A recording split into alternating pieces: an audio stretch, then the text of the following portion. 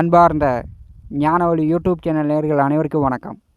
இந்த பதிவில் துலாம் ராசி அன்பர்களுக்கு ஆனி மாத ராசி பலன்கள் காண்போம். குரோதி வருடத்தின் 3வது மாதம் ஆனி மாத கோச்சார கிரக சஞ்சார நிலைகளை காணலாம்.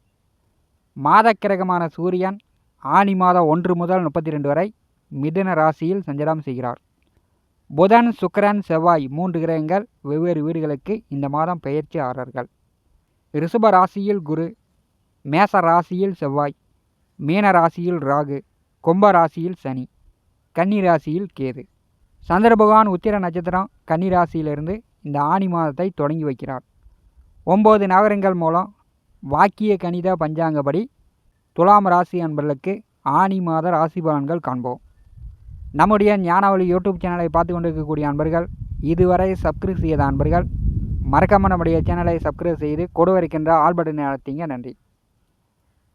துலாம் ராசி அன்பர்களுக்கு இந்த மாதம் பார்த்திங்கன்னா ஆனி மாதம் 23ஆம் தேதி வரை ராசிக்கும் 8ஆம் வீட்டிற்கும் அதிபதியான சுக்கிரன் மேற்கே மறைந்து அஸ்தங்க நிலையில் சஞ்சாரம் செய்கிறார்.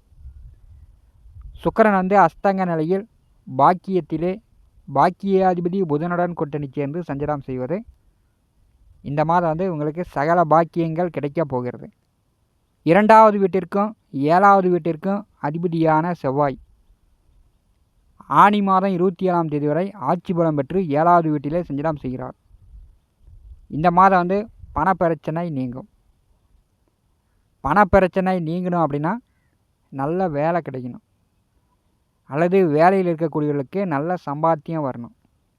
தொழில் வியாபாரம் ஏற்றுமதி இறக்குமதி பிஸ்னஸ் பண்ணக்கூடியவர்களுக்கு நல்ல வருமானம் வரும். 2க்கும் 7க்கும் உடையவர் ஆட்சி பலம் பெற்று 7ஆம் வீட்டிலே இருக்கும்போது துலாம் ராசி அன்பர்களுக்கு காதல் மலரும். கல்யாணம் நடக்கக்கூடிய சுபகாரியங்கள் நடக்கக்கூடிய வாய்ப்புகள் இந்த மாதம் உண்டு. முதல் தாரமாக இருந்தால் சரி, 2ஆம் தாரமாக இருந்தால் சரி, வரன் பார்த்தீங்கன்னா வரன் செட் ஆகும். 7ஆம் வீட்டின் அதிபதி ஆட்சி பலம் பெற்று இருக்கும்போது கம்யூனிகேஷன் தொடர்பு, நீங்கள் சந்திக்கக்கூடிய நபரும் உங்களை சந்திக்கக்கூடிய நபரும் உண்மையாக இருப்பாங்க. அதே மாதிரி கலத்தரக்காரகன் செவ்வாய் 7ஆம் வீட்டில் இருக்கும்போது திருமணம் ஆனவர்களுக்கு வாழ்க்கை துணைக்கு கொஞ்சம் கோபதாபங்கள் ஏற்படும். நீங்கள் கணவராக இருந்தால் மனைவிக்கு கோபதாபங்கள் ஏற்படும். நீங்கள் மனைவியாக இருந்தால் உங்கள் கணவருக்கு கோபதாபங்கள் ஏற்படும். அதிக அலைச்சல், டென்ஷன், தண்ணி எடுத்து நெருப்பு ஊற்றுற மாதிரி பொறுமொறுன்னு இருக்கக்கூடிய நிலை. அவங்கள பார்த்தாவே நாம் கொஞ்சம் பேசாமல் இருக்கலாம் அப்படின்ற மாதிரி உங்களுக்கு சங்கடங்கள் ஏற்படக்கூடிய நிலையும் துலாம் ராசி அன்பர்களுக்கு ஏற்படும். 7ஆம் வீட்டிலே செவ்வாய் பகவான் சஞ்சாரம் செய்யும்போது எப்போதுமே நிற்க நேரமில்லாமல் காலில் சுடு தண்ணி ஊற்றிக்கிட்டு அங்கிட்டும் இங்கிட்டும் ஓடி ஆடி வேலை செய்கிற மாதிரி இருக்கும். பணம் வருது அப்படின்னாவே நாம் நிற்க நேரம் இல்லாமல் வேலை செய்யணும். இந்த மாதம் அதிக வேலை பளு இருக்கிறது. விவசாயிகளுக்கு நல்ல மழை பொழிகிறது. விவசாயத்தில் போட்ட விதை முளைக்கும். பயிர் நன்கு செழித்து வளரும். விவசாயிகள் நல்ல மகசூல் எடுக்கலாம். நிலம் சார்ந்து மண் சார்ந்து தொழில் வேலை செய்து கொண்டிருப்பவர்களுக்கு இந்த மாதம் சிறப்பு. ஆனி மாதத்தில் பிறந்தவர்கள், ஆனி மாதம் 5 முதல் 25 தேதிக்குள் பிறந்தவர்கள், இவர்களுக்கு எப்போதுமே ஒரு சுகக்கேடு ஏற்படும். நீங்கள் எந்த லக்கணமாக வேண்டுமானாலும் இருக்கலாம், எந்த ராசியாக வேண்டுமானாலும் இருக்கலாம். ஆனி மாதம் 5 முதல் 25 தேதிக்குள் பிறந்தவர்கள் எப்போதுமே ஏதோ ஒரு சுகக்கேட்டிலேயே இருப்பாங்க. அதிக கஷ்டப்பட்டு வேதனைப்பட்டு தான் இவர்கள் மெல்ல மெல்ல வெளிச்சத்துக்கு வருவார்கள். அதாவது சூரிய பகவான் மிருகசீரிஷ நட்சத்திரம் 4ஆம் பாதத்திலிருந்து திருவாதிரை நட்சத்திரத்தை கடந்து புனர்பூச நட்சத்திரம் 2ஆம் பாதம் வரும் வரை சூரியன் தோஷமாகத்தான் சஞ்சாரம் செய்வார். ஆனி 5 முதல் 25 தேதிக்குள் பிறந்தவர்கள் இவர்கள் இளம் வயதிலேயோ நடு வயதிலேயோ அல்லது பிற்கால வயதிலேயோ நாய் கடிக்கும்.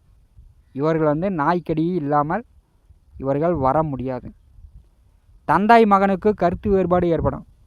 தந்தை வழி உறவுகளிடம் பகை விரோதம் அதிகரிக்கும்.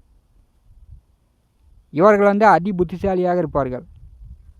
அதி புத்திசாலியாக இருந்தாலும் கால புருஷனுக்கு 3வது வீட்டில் சூரியன் வரும்போது ஆணி 5 முதல் 25 தேதிக்குள் பிறந்தவர்கள் இவர்களாக கையை ஒண்டி காலை ஒண்டி தைரியம் தன்னம்பிக்கையாக மற்றவர்கள் ஆதரவு இல்லாமல் முன்னேறக்கூடிய அமைப்பு ஏற்படுகிறது. ஏன்னா சூரிய புதனுடைய நேர் 7ஆம் பார்வை காலபுருஷனுக்கு 9வது வீட்டின் மேல் விழுகிறது. தந்தையிடமும் தந்தை வழி உறவுகளிடமும் பகை விரோதம் ஏற்படும். இவர்களுக்கு பாக்கியங்கள் குறைகிறது. உயர்கல்வி படிப்பதில் தடை, காலகாலத்தில் திருமணம் நடப்பதில் தடை, புத்திர பாக்கியம் ஏற்படுவதில் தடை. இப்படி வந்து எண்ணற்ற பாக்கியங்கள் தடைபட்டு பிறகு கிடைக்கிறது. ஆனி மாதம் 5 முதல் 25 தேதிக்குள் பிறந்தவர்கள். துலாம் ராசிக்கு 5ஆம் வீட்டின் அதிபதி சனி பகவான் ஆனி மாதம் 5ஆம் தேதி வக்கரகதியில் பின்னோக்கி வருகிறார். திருமணம் செய்து ஓரிரு வருடகாலம் புத்திர பாக்கியம் இல்லாதவர்களுக்கு புத்திர பாக்கியம் உண்டு. 5ஆம் வீட்டின் அதிபதி வக்கரகதியில் பின்னோக்கி வரும்போது உங்களுடைய மனக்குழப்பம் குறையும்.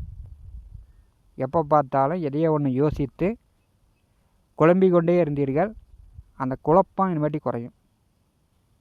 5க்குடையவர் 4ஆம் வீட்டை நோக்கி வரும்போது வீடு கட்டுறது, புதிய வண்டி வாகனங்கள் வாங்கிறது, நிலபுல சொத்துக்கள் வாங்கிறது, இந்த மாதிரி நிகழ்வுகள் நடக்கும்.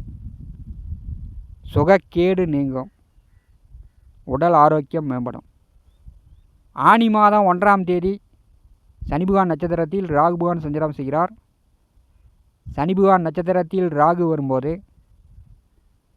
4க்கும் 5க்கும் உடைய சனி பகவான் ராகு நட்சத்திரத்தில் சஞ்சாரம் செய்கிறார்.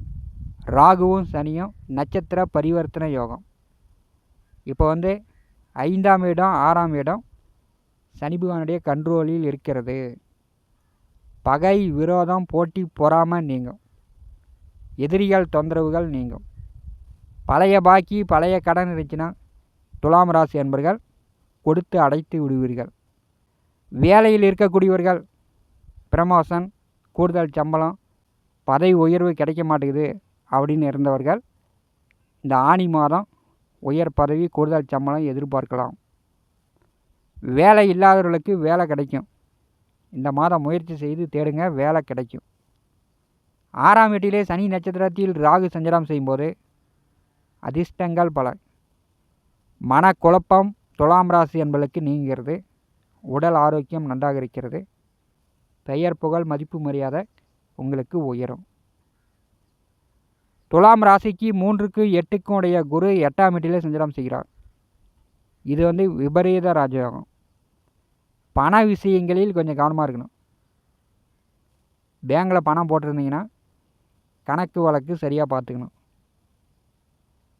நகை ஆபரணம் பேங்கில் அடமானம் வைத்தவர்கள் சரியாக வட்டி கட்டி மீட்டு வாங்கிட்டு வரணும். இல்லைன்னா மூண்டு நகை ஆபரணம் வாங்க முடியாமல் போயிடும். குரு பகவான் 8வது வீட்டில் சஞ்சாரம் செய்யும்போது பண விஷயங்களில் கவனமாக இருக்கணும். உங்கள் உடல் ஆரோக்கியத்தில் கவனம் எடுத்து கொள்ளுங்கள். துலாம் ராசிக்கு குரு பகவான் சத்ருஸ்தான அதிபதி. மாதக்கிரகமான சூரியன் ஆனி 1 முதல் 32 வரை பாக்கியத்திலே சஞ்சாரம் செய்கிறார். தந்தைக்கு நல்ல ஆரோக்கியம் உண்டு. உஷ்ண கிரகம் பாக்கியத்திலே சஞ்சாரம் செய்யும்போது ஜுரம், காய்ச்சல், சளி, தலைவலி இந்த மாதிரி சிறு சிறு உடல் பாதை தந்தைக்கு வரக்கூடிய வாய்ப்பு உண்டு. பாக்கியாதிபதி ஆட்சி பலம் பெற்றிருப்பதனால் தந்தை தொலைதூர பயணம், இரவு நேர பயணங்கள் செல்வதை தவிர்ப்பது நல்லது. ஏன்னா புதன் விரயத்திற்கு அதிபதியானவர். தொலைதூர பயணம், இரவு நேர பயணங்கள் உங்கள் தந்தை செல்வதை இந்த மாதம் குறைத்து கொண்டால் நல்லது. துலாம் ராசிக்கும் அஷ்டமத்திற்கும் அதிபதியான சுக்கிரன் 9வது வீட்டிலே ஆனி மாதம் 23ஆம் தேதி வரை அஸ்தங்க நிலையில் சஞ்சாரம் செய்கிறார். ஜென்ம ராசிக்கு 8ஆம் வீட்டிற்கும் அதிபதியானவர் அஸ்தங்க நிலையிலே சஞ்சாரம் செய்யும்போது தான தர்மங்கள், கோயில் காரியங்கள், நீங்கள் இதுவரை போகாத கோயிலுக்கு போயிட்டுறக்கூடிய வாய்ப்பு துலாம் ராசி அன்பர்களுக்கு உண்டு. கோயில் காரியங்களுக்கோ அல்லது அன்னதான ஏதோ ஒரு விடுதிக்கோ நீங்கள் உதவி செய்யக்கூடிய அமைப்பும் இந்த மாதம் ஏற்படுகிறது. சூரியன் புதன் சுக்கிரன் 3 கிரகங்கள் பாக்கியத்திலே இருக்கும்போது இந்த மாதம் நாய்க்கடி தொந்தரவு இல்லாமல் துலாம் ராசி அன்பர்கள் பார்த்து கொள்வது நல்லது. ஆனி மாதம் 12ஆம் தேதி புதன் வந்து கடகராசிக்கு வருகிறார். ஆனி மாதம் 23ஆம் தேதி கடகராசிக்கு சுக்கிரபகவான் வருகிறார். சுக்கிரன் புதன் கடகராசிக்கு வரும்போது விவசாயிகள், பூஞ்செடி பயிர் பண்ணியிருக்கக்கூடிய விவசாயிகள் பூ விளைச்சல் இந்த மாதம் அதிகரிக்கும். பூ வந்து அதிகமாக வரும், நல்ல விலையும் வைக்கும், நல்ல லாபங்கள் சம்பாதிக்கலாம். வேலை தேடி கொண்டு இருப்பவர்களுக்கு வேலை கிடைக்கும். தொழில் செய்து கொண்டு இருப்பவர்கள், தொழில் வியாபாரம், ஏற்றுமதி இறக்குமதி வர்த்தகம் பிஸ்னஸ் பண்ணி கொண்டு இருப்பவர்களுக்கு இந்த மாதம் தொழில் வேலை நன்றாக சூடுபிடிக்கும்.